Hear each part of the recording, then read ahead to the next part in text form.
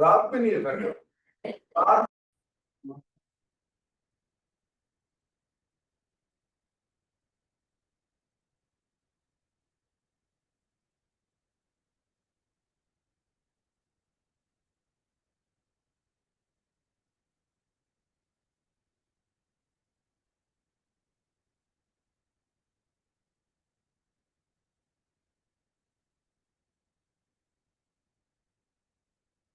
Bismillahirrahmanirrahim.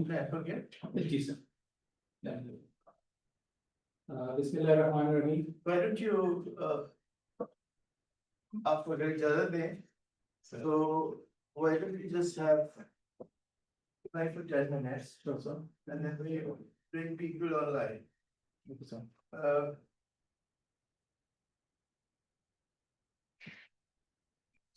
Zoom big now. Ji sir. Share the prefix to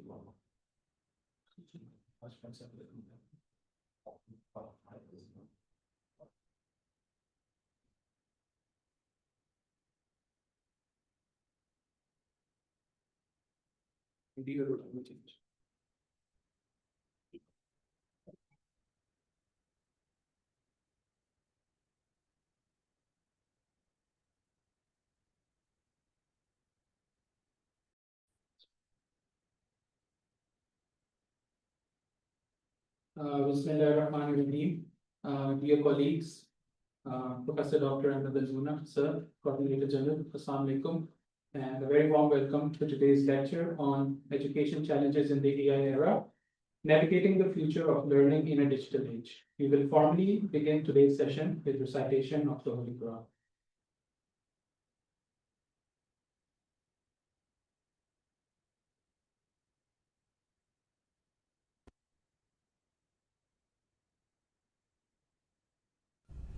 أعوذ بالله من الشيطان الرجيم.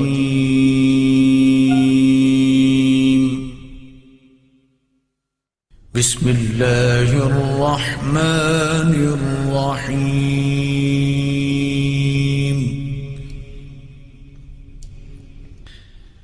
الرحمن علم القرآن خلق الإنسان علمه البيان.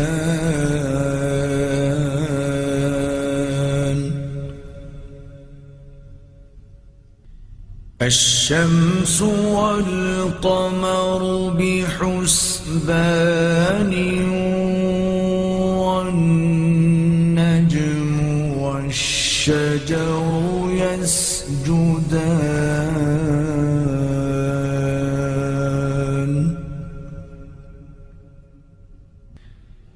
والسماء رفعها ووضع الميزان ألا تطغوا في الميزان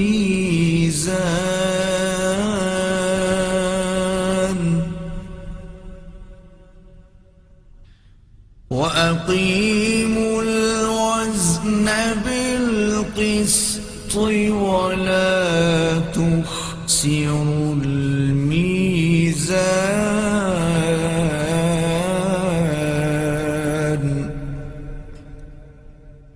صدق الله العظيم.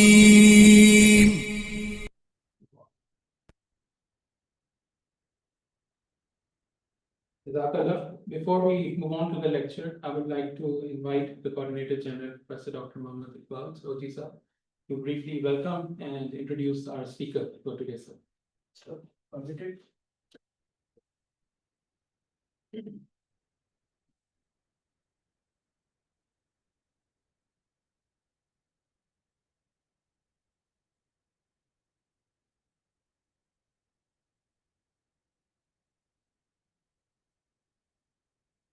Good morning,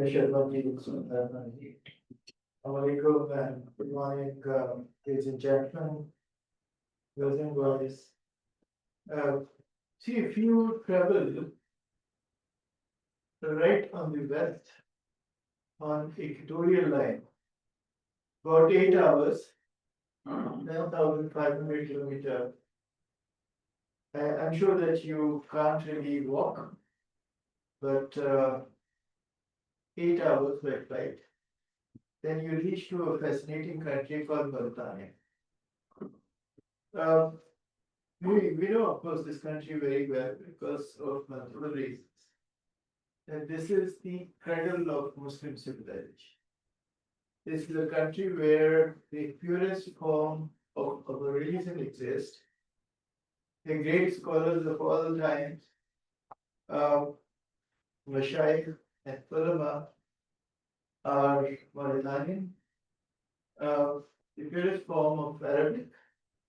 If you want to learn the real Arabic, then you go there, not the Somali Arabic or Omani Arabic.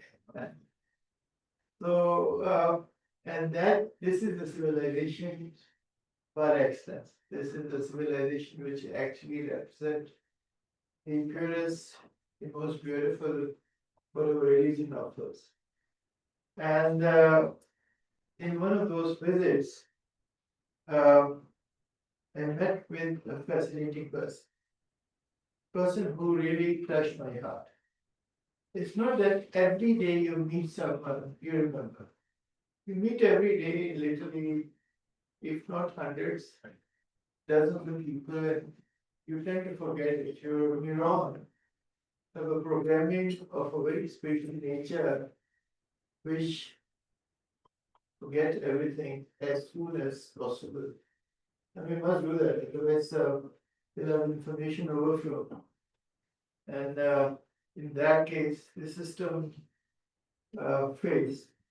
So we have this fascinating mechanism of forgetting people. But some remain with you forever. So I met with this individual at the airport of a city called Nouakchott. How many of you have ever heard of this city?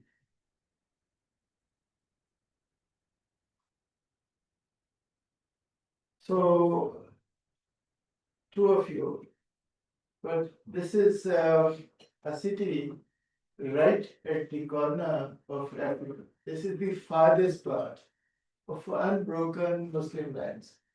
And it is very historical in many definitions, apart from the center of scholarly pursuit for Islam. If you look into equatorially, it's almost of the same magnitude as we are, a little bit up Saharan country. But if you look into vertically, it is right underneath England. Okay, so it's about 5 hours difference. So at the airport, I've seen someone in traditional Mauritanian dress, which sometimes I really feel is overdressed. And a simple Mauritanian outfit can really take 3 people in without even you noticing it. And this wonderful person was Dr. Elmouna.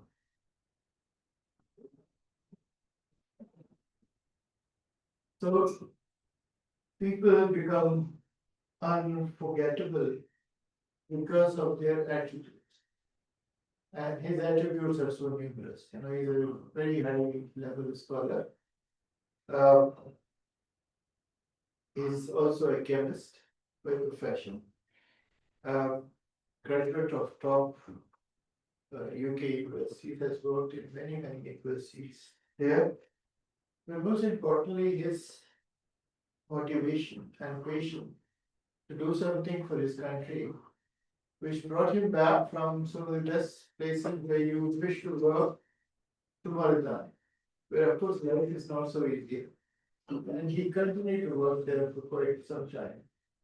So passionate for not only Mauritania, but also for Muslims in general. And that is where we felt that comstech has a natural nexus with this. Personally, I like Brother Ahmed, you, as much as my brother, because you are genuine and pure. And if you allow me to introduce him I can spend the entire time of his lecture, which of course I will not do. I'll just tell you that we have had the honor of having him as the honorary advisor of science and technology for MENA region, which is Middle East and North Africa for comstech. He is a comstech distinguished scholar. He was a subject expert of AI, and currently he's working for Al Jazeera Media Network Doha. So he is very much involved in streamlining the process of news gathering, information gathering, because in current age and era, more important is to distinguish between disinformation, misinformation, and information. It's hard to find information because information is expensive and difficult. Misinformation, informations are difficult to gather, and that is where he's actually trying to use AI. He also is trying to streamline the content of Al Jazeera, so he has a very important role to play, and this is something which is a new section in which he got. Al Jazeera was so lucky to have him. So he's working for Al Jazeera Group and contributing in a major way. He's a panelist and peer reviewer for Qatar Research, Development and Innovation Fund, which is the prime organization in Qatar. He served his country, National Agency of Scientific Research and Innovation in offshore Mauritania, as the Director General. He was the former senior advisor to the Minister of Higher Education and Scientific Research, offshore Mauritania. Apart from his research credential, his academic standing, he is a person you just completely fell in love. Okay. With this, I would like to invite you for that. Thank you so much.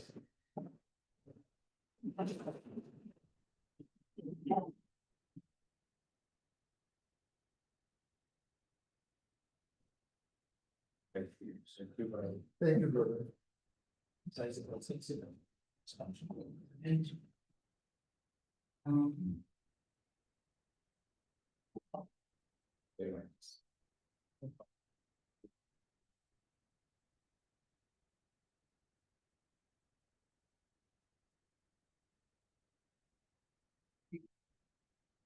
Yeah, it's okay. Assalamu alaikum. This slide.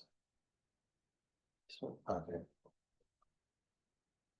Assalamu alaikum wa rahmatullahi wa barakatuh. So thank you for this introduction, which I don't entirely kind of agree with, but Jazakallah khairan anyway for the talk. So I won't take much of your time, but we just go straight to the subject, which is education challenges in the artificial intelligence era, particularly for the Muslim world. And I want to start by emphasizing that, yes, I am talking about education and AI, but for the Muslim world in particular. So, and that means I have to draw upon what distinguish the Muslim population, the mass population, from the rest of the world. And we have a lot of things in common with the rest of humanity, of course, but we also have our distinction. So let me start by showing you this collection of pictures from across the Muslim world. You have there on the very top right corner, you recognize Indonesian. And then in the very bottom, in the middle, you recognize West Africa. And again, you recognize on the right Morocco. You recognize on the top left some of the modern universities, and all of these are different sorts of learning setup, which are still in place today in the Muslim world. We will come back to this picture later, but this is the overall plan of this talk. So I would like to give a brief presentation just a show of the Muslim world, OIC, countries and the land, so forth. Then Islamic perspective of education as opposed to so-called modern perspective of education, so that we have both, and then we can maybe make up our own mind, and then the challenges and suggested remedies to tackle these challenges. You recognize this map because this is comstech, this is you. So the Muslim land, unbroken as we know and we've been hearing. So all the way from, I heard my brother, Professor Iqbal, saying that it takes 19 hours to fly from one end to the other. So you can imagine how long will it take to cover that by other means of transport. So this population, this land, Allah subhanahu wa ta'ala gave it so many blessings. So in terms of just some metrics, you have 57 states, about a quarter of the world population, over 32 million square kilometers, and controlling, or, well, maybe not controlling, but perhaps owning about 3/4 of the world energy in terms of oil and gas. Oil and gas, we're not talking about solar and natural renewable energies, because that's obvious. Now, this position gives it a strategic, is a very strategic position, because it controls all maritime routes.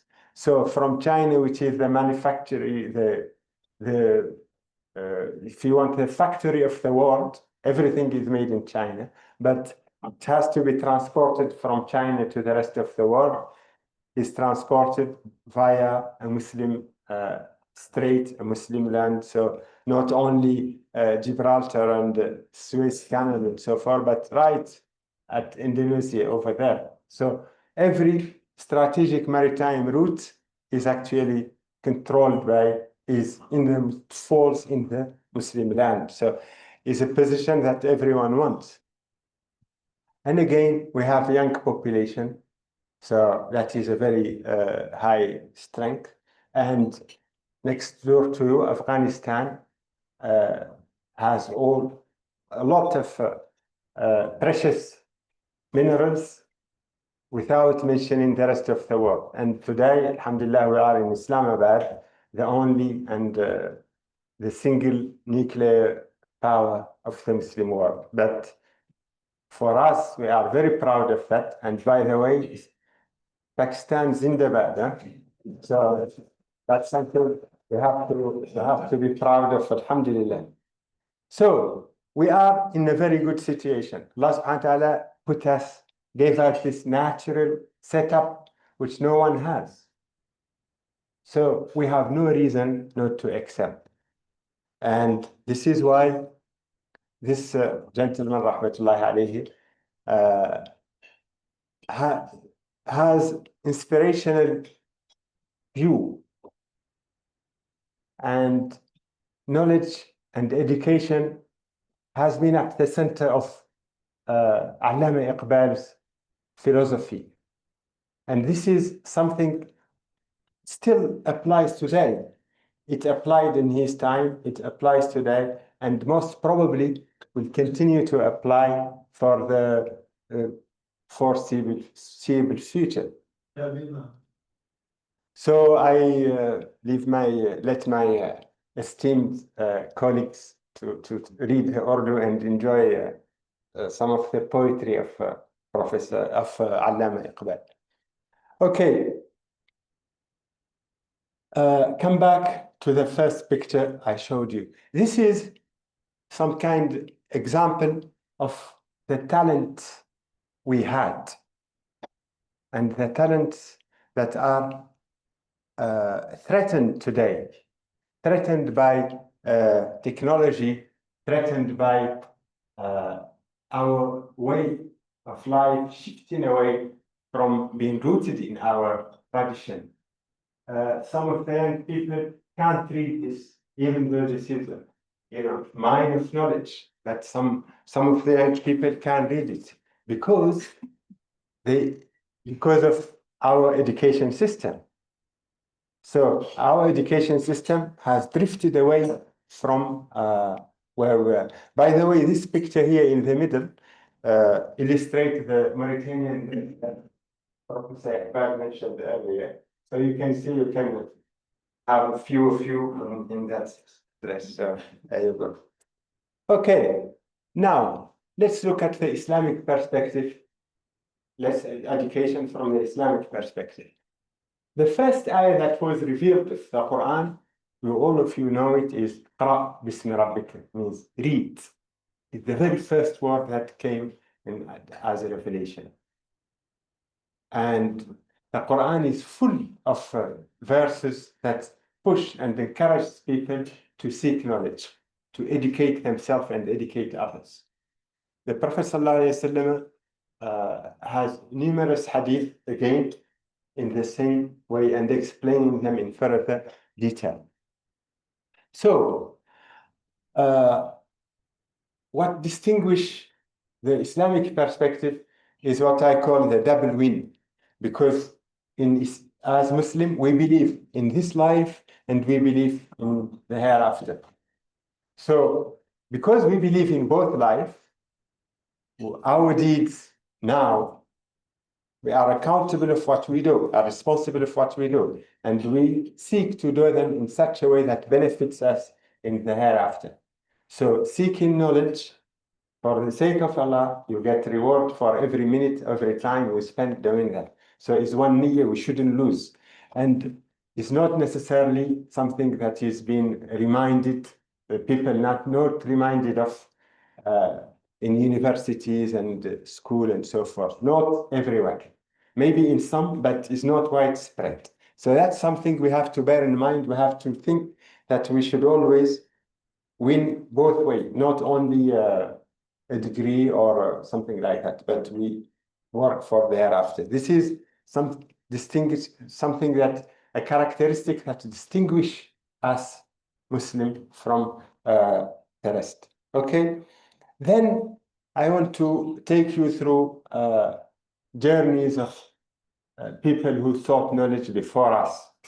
Some great scholars, like I took Imam Shafi'i as one of the four madhab, and the Imam al-Bukhari for his Sahih al-Bukhari, that is first reference in hadith. So we would like to look at the journey of these two examples. And in looking through, or rather before jumping into embarking in one of the journeys, I just want to remind you again of some of the key messages that Islam tells about education. So it is one of them, education is compulsory. So as Muslim, it is compulsory upon me to educate myself, and it is compulsory upon me to educate my dependent, that is my children, my family. So it's a compulsory, it's just like prayer, is like fasting Ramadan, is fard. So we have to educate ourselves. So that tells you the level of importance of education in Islam. Again, we know that seeking knowledge, Prophet ﷺ said, a path to knowledge is a path to paradise. You want to go to paradise, your path to paradise is via knowledge. You struggle to get knowledge, that time, all that counts towards your balance. So, and so many other hadith, including seeking knowledge as far as China. Here, China is next door, but if you are in Africa or in Arabian Peninsula in the time of the Prophet ﷺ, reaching China wasn't as easy. The message is you have to struggle to do your best to seek knowledge, no matter where. And this is just some statistics at the bottom. The Arabic word ilm, alima, knowledge, the root word repeated in Quran about almost 500 times. And another word that is close to ilm, which is knowledge, is العقل or الفهم, understanding. That again, يعقلون لا يعقلون. The root word repeated about 50 times. And another word, which is الفقه, which is grasp, full understanding. That also repeated 22 times. So you know about something, you appreciate it with your rationale, and then you grasp it. So there is a strata. So knowledge, like if I say National Day of Pakistan is tomorrow. This is a piece of knowledge that the whole population can know. But understanding what independence means, that require another level. And then taking it further to that, so that what does that mean in terms of strategy, in terms of, that's another level. So this is like why you have a pyramid, or you have pyramid of layers. So mass layer, then it narrows down as scholarship grows. So, and hence is reflected by the frequency of the repetition of the word. Okay, now let's go to the scholars and look at their journey. Okay, well, this is another thing, just another extension of what we were talking about, that knowledge is in a very high position in Islam, so that the angel bow down, lower their wings in respect for talib al-ilm, for the person who seeks knowledge. And so many, but I won't, I just jump straight to the journey. This is, for instance, Imam al-Shafi'i. Imam al-Shafi'i radiallahu anhu was born 150 Hijrah, about 767 Gregorian calendar, and he lived just about 54 years. That was his lifespan. But if we look at his journey, maybe we will understand what knowledge meant for Imam Shafi'i and his like. He was born in Gaza. Everyone knows where Gaza is today, unfortunately, for the wrong reason. He was born in Gaza, and he was born orphan. So his mom took him to Mecca because his father is from Mecca. He's from Quraysh. He's from the same tribe as the Prophet Sallallahu Alaihi Wasallam. He's from Bani Abdi Manaf. So she took him to his family in Mecca. He was a small child then. When he was 12, she sent him to Medina to go to the Imam Malik to learn from the Imam Malik. Sorry, he was 16 when she sent him.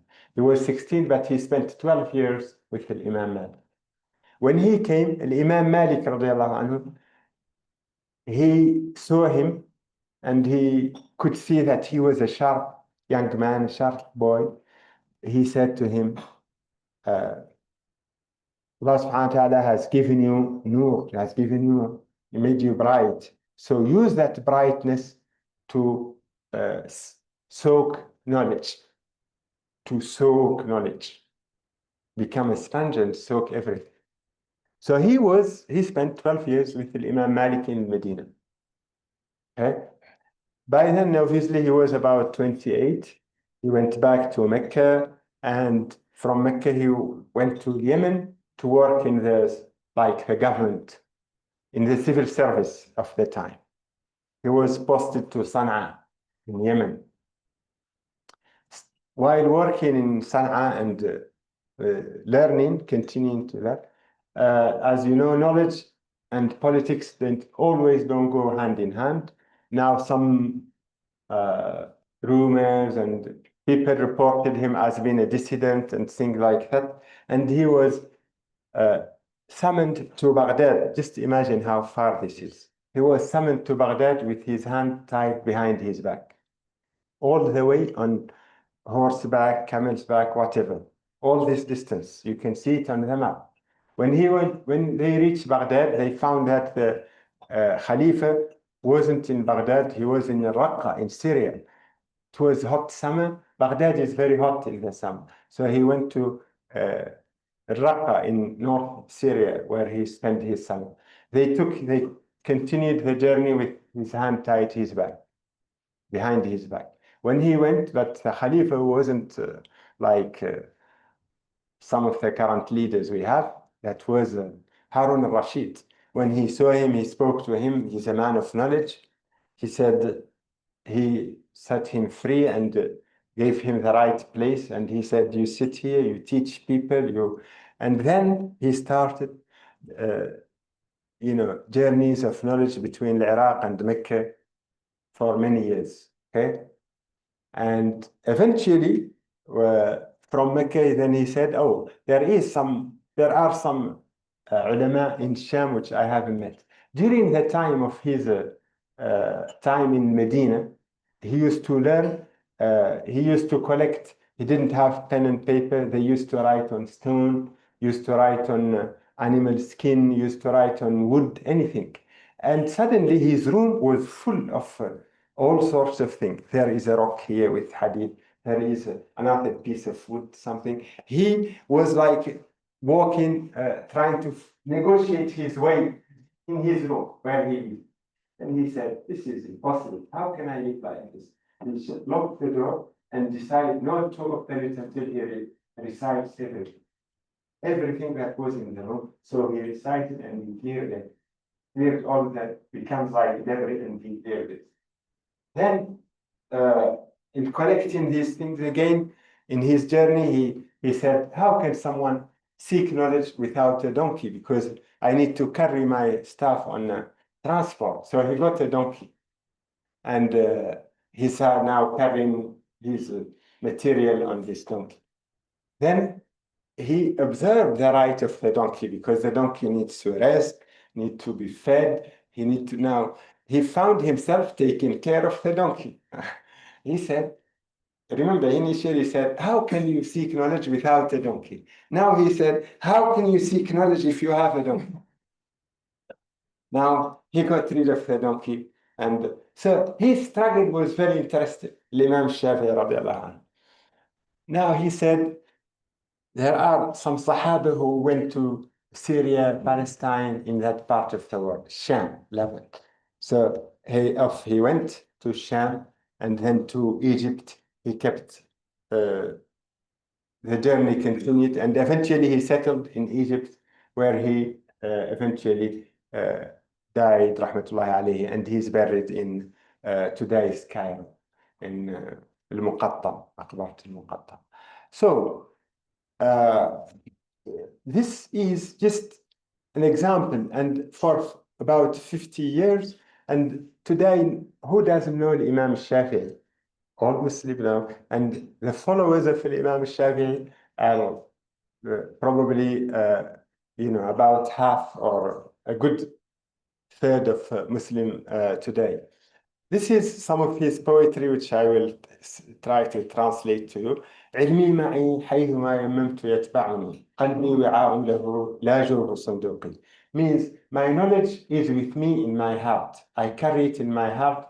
It's not in a box somewhere.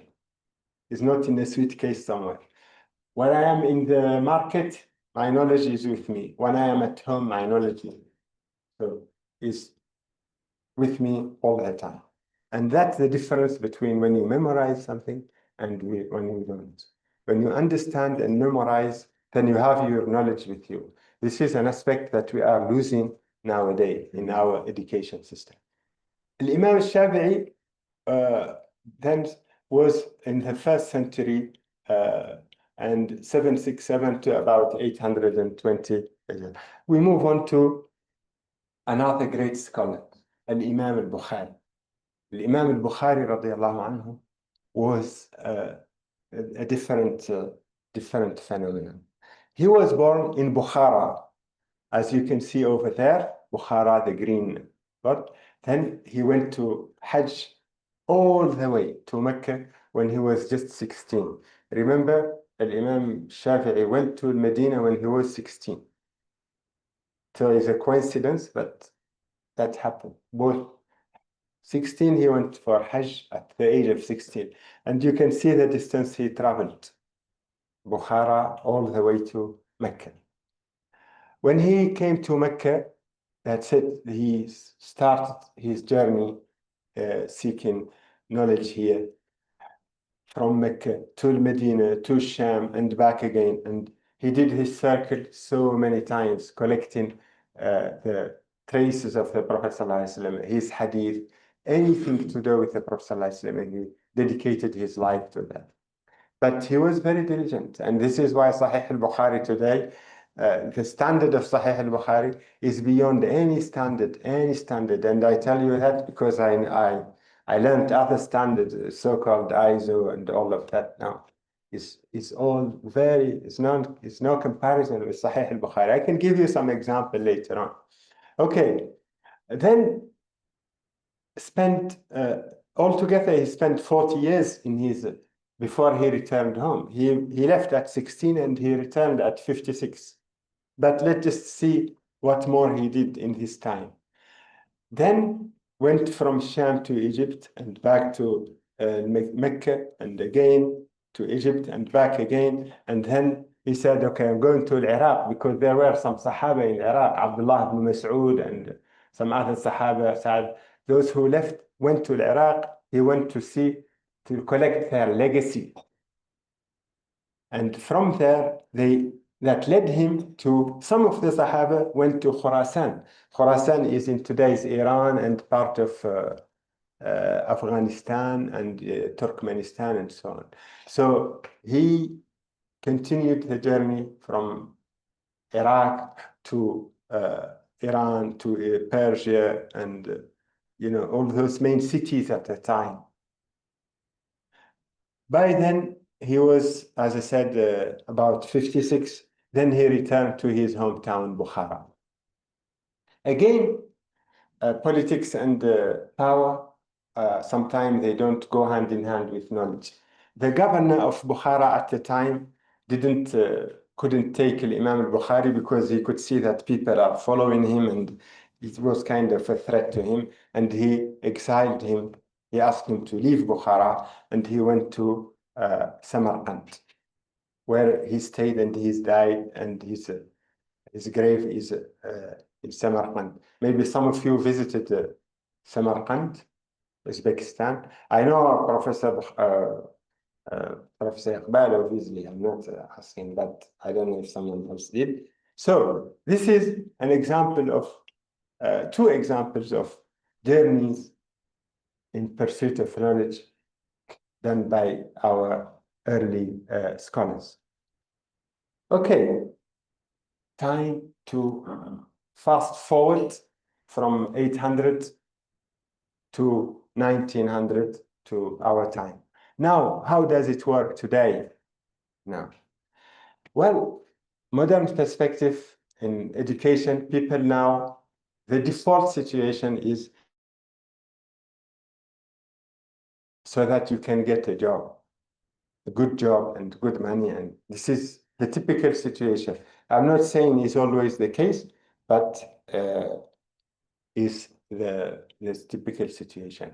Now, this led to a competition to improve education and make education better and so forth. In 1922, motion pictures appeared. And when it appeared, they said, oh, this will revolutionize education. Now, people will use more pictures in motion to explain things, and a revolution of education is now underway. That was the view in the 1922, 1920s. Then 1930s, radio appeared. And radio, excellent. So we have one teacher, the whole classroom. We don't need teachers because teachers like me, they just stand and talk. Now we have a radio that can do the talking 24/7 and we don't need the teachers. Radio can be used to educate people. So a revolution in education. Again, you guess what happened? Then in the 1950s, television started. And they said, right, radio was just audio. Now television, you can see the manipulation. You can see the guy talking and activities, action. And there was a famous MIT experiment which was carried out in the 50s. I don't know if you come across it. Basically, when the television came, MIT, which is Massachusetts Institute of Technology, one of the biggest institutions in higher education in America, they carried out a simple experiment. Split a classroom into two groups. One group with the lecturer and one group next door watching them on television. And we wanted to see what's the difference in terms of knowledge transfer and education outcome. There was no significant difference. That was the conclusion of the MIT experiment back then. Then, in the 1980s, so-called interactive computers, where kids press a button and they get a response and so forth. Again, they said, oh, this will revolutionize. Then in the 80s, 90s, DVDs and videos are now available and people have them. They can go and watch them at home and so forth. Again, they thought this is now the revolution. This is the answer. All of this before didn't work. Now this is. Then 2010, MOOCs, smartboard. How many of you have used MOOCs? Raise hand if you have used MOOCs. Yeah, good, massive open course. They said, "Khalas, this is it. Now I can follow lectures of MIT or Boston or Cambridge or Islamabad, anything. I can pick my university and follow it at my own time." Now this is the revolution. Then now lately we have now AI. They said, oh, AI will revolutionize education. Every time a new technology appears, we say, oh, this will revolutionize education. And guess what? No revolution of education. In reality, people like myself of my age or senior, they can tell that the level of student dropped and is actually globally going down. So there is a problem. So no revolution, and in reality, student level kept plummeting. So there is a problem. Because every time we think it's a revolution, and in reality, that didn't happen.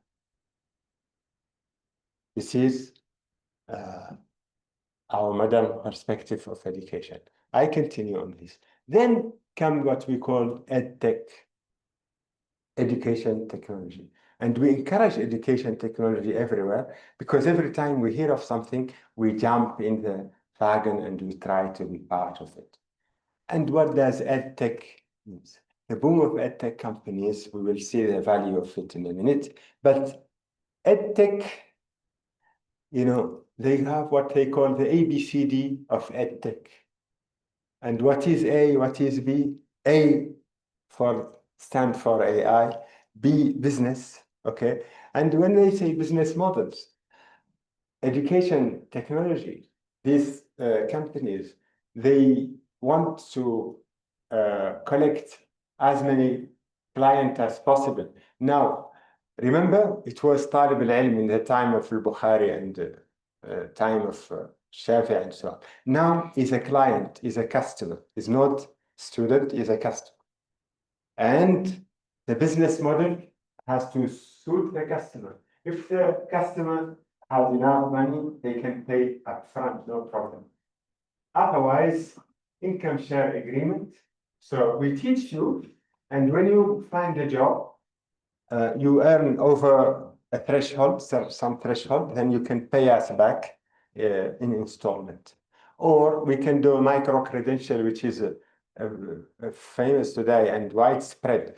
That is, you know, you just do a course of 5 days and you get a certificate of some micro skill, whatever it happens to be. So A, B, C, D, A, AI, B, business, and C is what? Customer. And customer is now replacing student. Okay.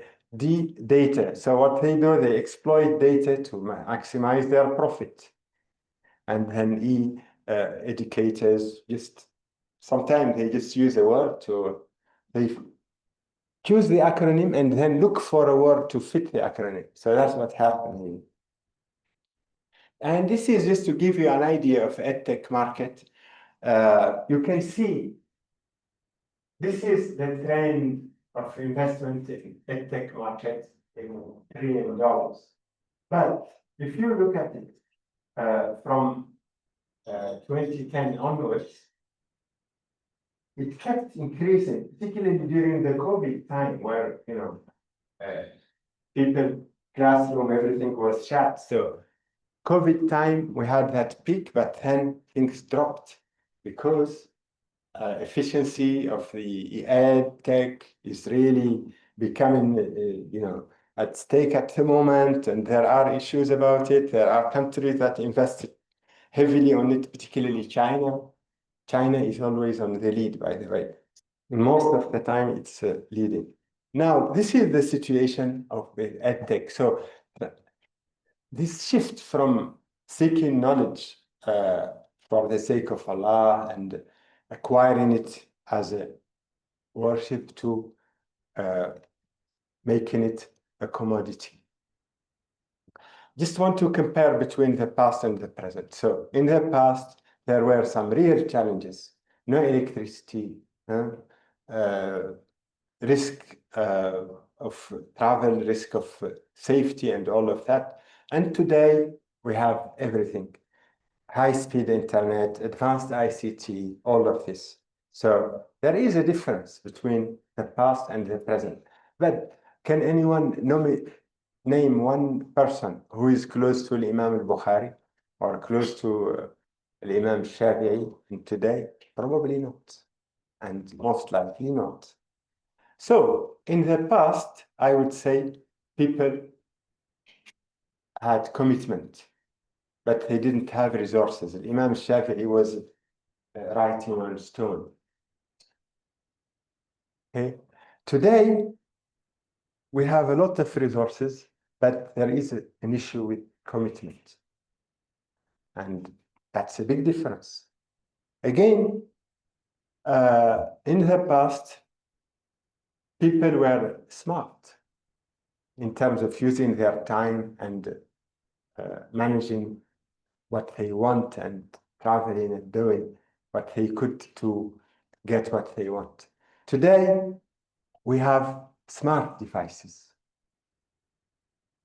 We have a lot of smart devices. In the past, we had smart people.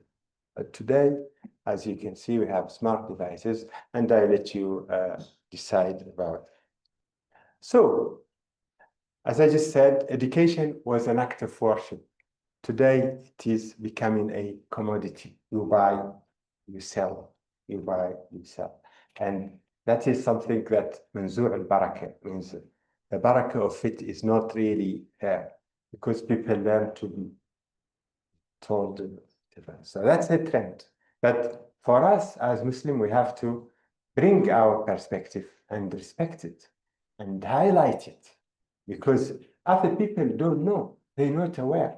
And maybe if they know how high knowledge is and how high education is in our religion, maybe they will change their mind because they probably don't know. Now, I want to expand this talk from Muslim to the global South, which encompasses Muslim and non-Muslim. And when we say global South, we compare it with the global North. And for that, I just give a quick example. This is a setup, a school in the global North is like that. This particular one is in England, but could be in Germany or France or anywhere else. They are like that, or in Canada or whatever. This is their setup. But on top of the setup, there is a commitment from the leadership of the country. So the government, even someone crazy like Mr. Johnson, when he was prime minister, he visited school to encourage pupils, to encourage teachers. So there is an oversight. Now, let's look at the global south. And this is a possible classroom setup. This is a real one. It's not this is a real classroom in the global south. And that is a real classroom in the global north. But where is the oversight? Where is the oversight? How many leadership from the global south? I don't want to mention anybody, but how many of them have actually gone into classroom and see what are the challenges, how can we help, etc. This is a problem, and not just in the Muslim world, but in the overall global south. Now, this led to an imbalance between effort and result in terms of education. You want to educate your children?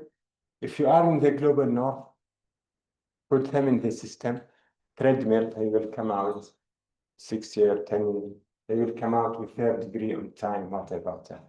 If you are in the global south, you have to replace, you have to improvise, you have to struggle, and you will put a lot of effort in comparison to your peer in the global north. So this is a big challenge. Imagine you are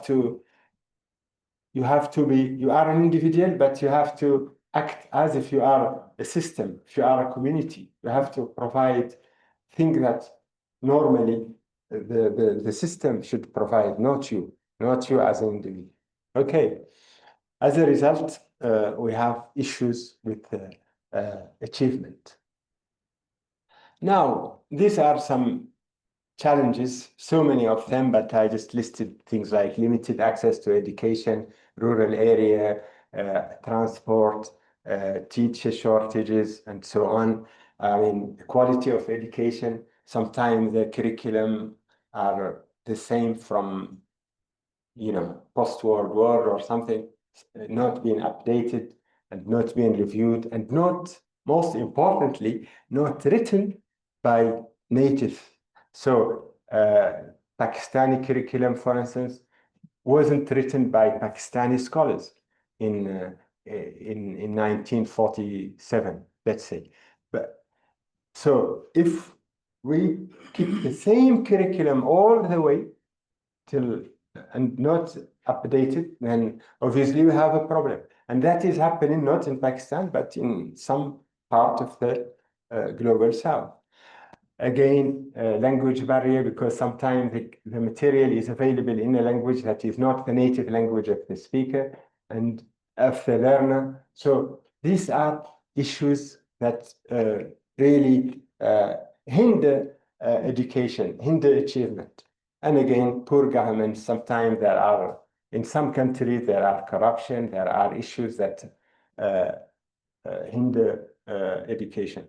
Again, instability in some places. There are coup d'etat, there are civil war, there are issues, displacement, and comstech has a program which is Science in Exile for people who suffer scientists who suffer in those kind of situations. So the education is the very first victim of instability. It is a victim of instability. It is a victim of poor governments. It is a victim of so all of these challenges, which I won't bother list all the way, but these are challenges that are faced by most of the global south, not just the Muslim world only. And some remedies I just want to suggest. I start with these three, which I think are in our reach and we can do them. So leave EdTech aside and go back to pen and paper. Remember the nice writing we saw initially, those first slides, nice calligraphy. You can do that. Your children can do it. But if they are pressing button, they will not learn. They will miss those skills. And that's obvious. We see today, myself, I used to write, I used to have very nice handwriting. Today I can't because I am living on my device, which is a problem, which is really a shame. So playing at our strength means we use what we have and stop relying on outside and develop what we have. Because in developing it, we develop our own education, we develop our own technology, we develop our own skill set, we develop our own product. But if we keep just buying, importing, then we have been doing that for the last 60, 70 years, and it hasn't taken us anywhere. So maybe it's time to go back. This could be seen as a reject of technology or whatever. You can see it the way you should, but I think we need to stop and think and make an assessment and maybe decide. And by the way, Sweden, which is one of the most advanced education system in the Western world, it has now stopped EdTech. No more smart board in Sweden classroom from this year. This decision was taken just a few months ago. So because they had a high portion of issues with behavior, social behavior with children, because everyone is leaving their device, and therefore they stopped that and they're going back to tradition. These are some remedies, but if you think, okay, we know we're going to do this, if you insist, then let's see what we can do with the current situation. If we want to go digital and we want to embrace technology and EdTech and so forth, then maybe we need to do some adjustment. So we need to have a solid infrastructure, physical and digital, because we can't just say, okay, we're going to have digital education and we don't have the infrastructure to support it in the remotest village. If we don't have it there, we shouldn't really, we can apply a pilot project, but we can't generalize if we don't have the right infrastructure. Again, teacher training. Teacher training should be a continuous process, not just they come out of teachers college and khalas. No, just like medical training. Medical doctors, when they leave college, they start practicing in hospital. 2 years later, they should upgrade their skill because science and technology are progressing, and you need to be abreast with the progress. Policy implementation, another thing that we can do, and sometimes it's very difficult because we don't do it on time, and then we have to pay for the mistake later, and sometimes it can be a heavy price to pay. So funding shortages, South-South collaboration, and I'm glad to hear that there is an organization here, not far, just doing South-South collaboration. I learned that today from my esteemed brother, Professor Shahid. So again, we need to engage Islamic scholars in AI policy, because if we are to use AI in our education, in our practice, then we have to be ethical, and we have to be ethical from our view, not from any view imposed upon us. Bodies like comstech, like ISISCO, they should play a stronger role, because these are the governance kind of, not governance, but support bodies, the backbone of education and science and technology in the Muslim world. They should have a stronger presence and influence on education and education policies. These 4 points here can be done through AI. AI can assist in all those 4. It can assist in all these 4, but I've listed here so many 8, but I'm listing it furthermore. So we need also to have I suggest a unified core curriculum for OIC countries, and then each country can add on their own regional or specific, and that can be done within even one country, like one skeletal program, and then people in Peshawar teach something local to Peshawar, and people in Lahore teach something local for Lahore, and so on. So that's very simple. Develop AI-powered learning tools. So there are so many tools that AI can assist with. This one highlighted with the AI tag are all possible and achievable through AI. There are some initiatives that's been developed in the Muslim world, including digital skills in Pakistan, FutureGate in Saudi Arabia, and so on.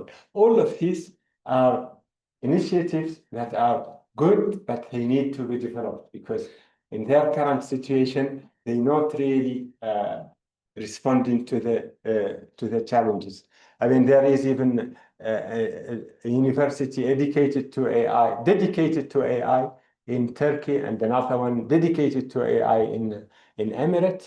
But that's not the answer. We need to do a bit more, and so we can reach the local people, and it's reach down to the young learners. Otherwise, it's just a show.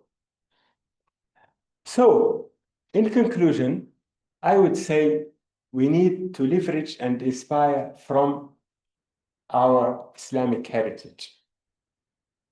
That has to be the backbone of our education system. In addition to that, we can, of course, leverage AI wherever it helps, and then work together, collaborate further, South-South collaboration in order to reach better education. And because I start with Allama Iqbal, I also want to share with you this inspiring word from Allama Iqbal. So he's encouraging me to fly, to continue to not to stop, to keep learning, to keep advancing, to fly. The sky is your limit. So he, rahmatullahi alayhi, personally is, I would aspire to be one of his students.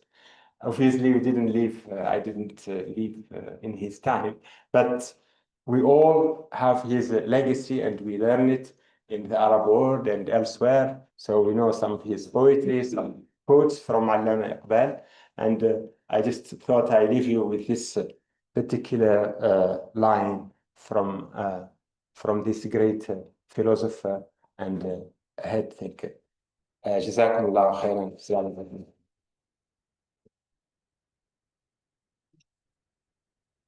Thank you very much, brother.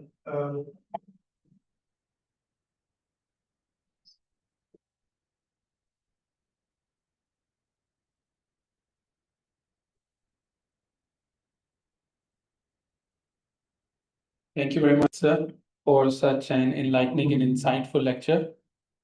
We are really glad to have you here with us for your visit to Comstech, for your visit to Pakistan.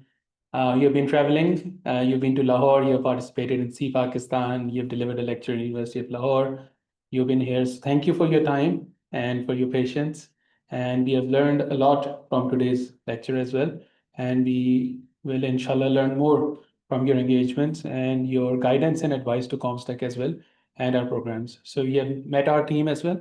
And Any online participants like to ask some questions? sure. So if any on Can interact now. Yeah. But, if there are any questions from any online participants, please raise your hand and we'll just unmute you.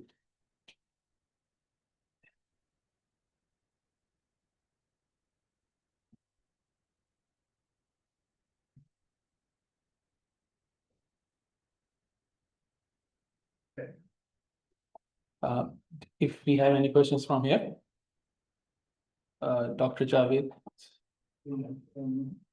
Very inspiring lecture, and really I'm traveling with you in the old days and now the education. My question is that you have given a combination of old methods with the new methods. Can we have a suggestion that in the initial education system, we apply the old method and after some years, we will go to AI nuclear tech, other tech. What's your recommendation? Thank you. Very good question. Very, very intelligent question. Which one you use and which one you start with? As for a Kenyan myself, and I can see some of my problems here, Senegal and West Africa. We start with the traditional way, and we think it's better because it encourages memory, it encourages an inquisitive mind. You don't give things on a plate to have, you want to work for it. Once they acquire that skill, later on, you can think of many. Thank you. Thank you, Paul. Shabir? Thank you, Excellency. It was a wonderful lecture, full of knowledge. It was very special for me because my subject was history, and you reviewed the history of our glorious past. Right now, I'm looking at the video, it's very special for me. Excellency, after 2020, the era started the era of AI. Now, I think the AI is the need of time. But when we talk about a Muslim country, not even a single Muslim country, made any single famous AI application. No, because we are living in the era of AI, whether it is the Grok, whether it is the ChatGPT, whether it is the DeepSeek.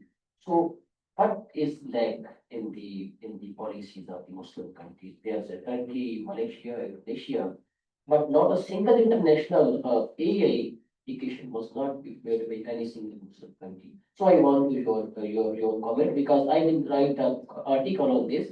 Earlier I wrote an article about the glorious past of Muslim, like Ibn al-Hassam, is Jabir bin Hayyan and others. So your comment I will write in my article. Thank you.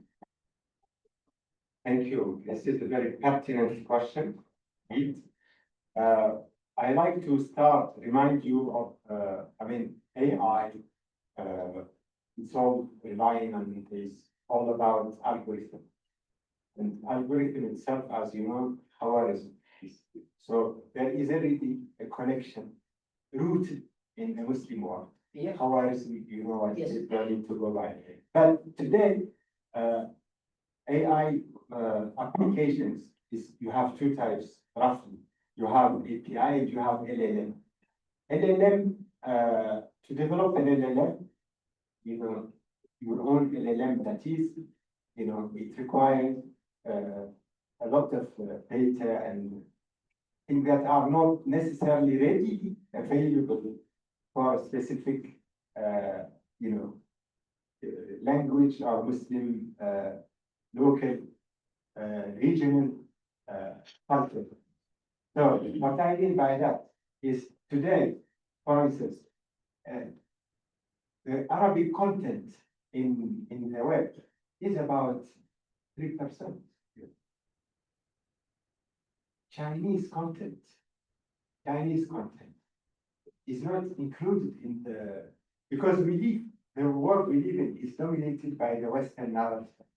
Okay, so we know very little about Russia and China. But Russia have their own LLM, have their own AI system and so forth. Chinese have the same. There's no reason why we don't have an Urdu one, a Turkish one, an Arabic one, and so on. And there are steps in this direction. But my fear is that we tend to copy, and copying is not always the best and it doesn't work.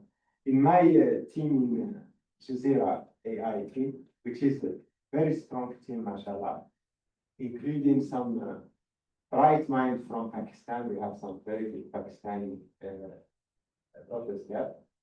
We are working on an LLM based on Al Jazeera material, because Al Jazeera has a legacy of 30 years of material in pure Arabic, clean Arabic.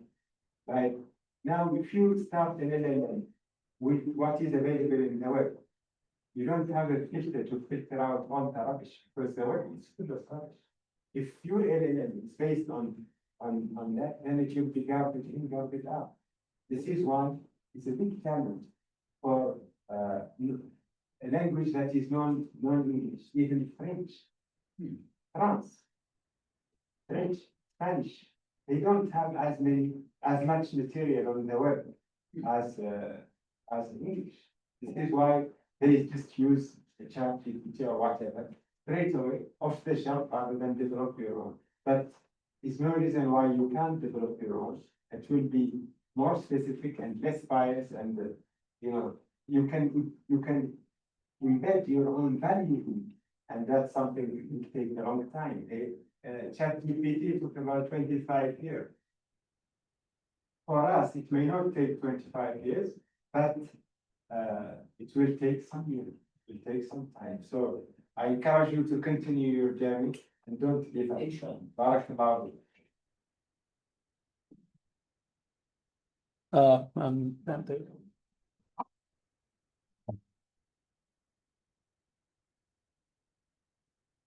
So first of all, thank you very much for your insightful lecture, and really, to be very honest, I learned new things by today's lecture. My question is, you elaborate the old school of thought, the old education methodologies, and the new educational methodologies. You said the importance of pen and paper can't be overlooked. And as you mentioned, Sweden has started this method one again in the time of AI. My question is, what could be the best approach, keeping the old methodology and AI methodology intact, and what should be a balanced approach? Thank you. This question is a good one. It's very close to the question of our Professor David. But just to answer you, I would say that it is AI. I'm not worried because AI will invade, come to you, whether you like it or not, whether you learn it or not. AI will actually invade your space, will come to you, no matter who you are or where you are. Now, what I would recommend is that children, small children, keep them away from screen and get them to have some hands-on practice and let them understand where things come from firsthand. Because when you build something, it's not like when you buy it from the shelf. I give you an example of my son. My son Mustafa, when he was 4 or something, I took him to a farm and he saw a lamb. He said, "This is a lamb." Then he said, Baba, I was not in that. This is made of, because in English you use lamb for kosht. Yeah. You use lamb for kosht and you use lamb for the animal. So he thought that lamb was made of meat. You see, it's the reverse engineering in his brain, because he hasn't seen nature. He is a child born in the city, and when you see, and it's like you see a cow and say, this is made of milk. You see the effect on the small child. This is why we need to start with as close as possible to nature. And then as they grow, they move on to technology. Don't let anything don't start with anything, but start right. That's all my advice. Thank you. You see, I believe the best lecture is the one which leaves more question than answer, isn't it? Yeah. Yes, sir. So this is exactly what it is. If you have more questions, then he answered because he intentionally designed in a way that he is living with you many questions. And let me very briefly reflect on what he mentioned in the context of history.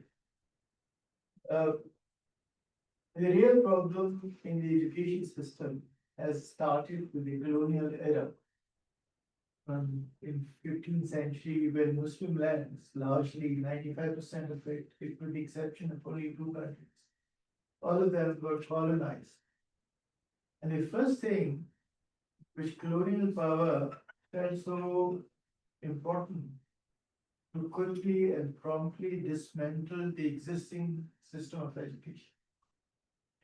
Because they wanted to replace it to education system which suits them the most, which create people who are submissive, who are good servants, who doesn't really think innovation is not the hallmark of the system which they wanted to develop.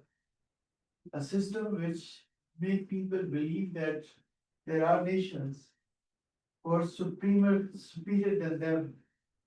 And as a result of it, they created an education system which we still, even after 56 years of colonial era has over, is still practicing. We're not able to translate that into the system which we wish to intend, which align with our values. So as a result of it, there is absolutely no surprise that we don't generate AI, Shabir. You know, there is no surprise that Dr. Abdul Salam has to leave this country to get a Nobel Prize, or Farid Murad Albania to get a Nobel Prize in transport. So people have to leave our systems in order to be innovative. Messenger RNA vaccine was produced by Turkish in Germany, right? Theory of uniformity of forces by Dr. Abdul Salam was developed when he was in England. So that is the key reason, because our existing education system is absolutely incapable of producing people who think. Right, this is first reason. Question regarding the introduction of education technology is very obvious that you really do not really want to have education technologies which paralyze the thinking. So it is the stage where you would like to introduce education technology. It's not that you don't want to introduce, you must introduce, but not in the early stages, because you don't really want your children to be submissive of technology rather than they should really develop their own cognitive functions. It's very, very important at your first stage. And the third is AI is not a tool, it is an agent. So, right from the beginning, what my dear brother Ahmed has actually shown from the invention of a motion picture all the way to internet. They were all technologies which strengthen human capacity. AI is the one which is competing with your intellectual capacity. And it has the capacity of overpassing you. It has happened in many other fields where AI has been, truly has really gone beyond the human ingenuity and mental capacity. So AI is not a tool. It is an agent. We are the first generation see the development of AI, and we are the last generation to control it. Okay. So that is very, very important that we should really think of it, a basic functional cognitive function. There was a time when I used to remember my ways when I was traveling. I don't do it anymore. I rely on AI. That is just a small snapshot that the decision making is actually transferring to AI. Even marital relationship, finding a partner is all going towards AI. So I think that AI is actually the intellectual extinction of human race is underway. The authority is the actual way which define the existence. If you lose your intellectual authority, you lose your personality and become submissive of a new tool which take the authority. So decision making has already been shifted to AI. Also, it will be shifted to extent that we will become subject. Isn't it? Thank you very much, brother. Thank you.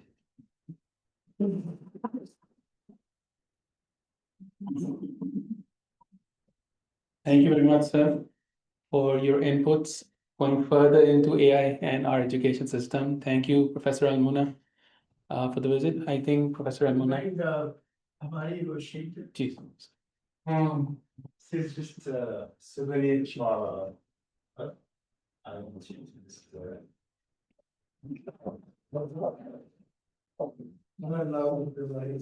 yeah, well, of course, it's just a word from.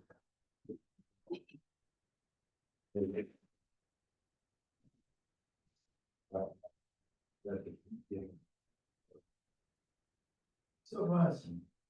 So this is a key which we have to be very careful with. Thank you. That's a false. explain to you, we can just open the possible. Office. If we can, Professor. Okay, thank you, everyone. Thank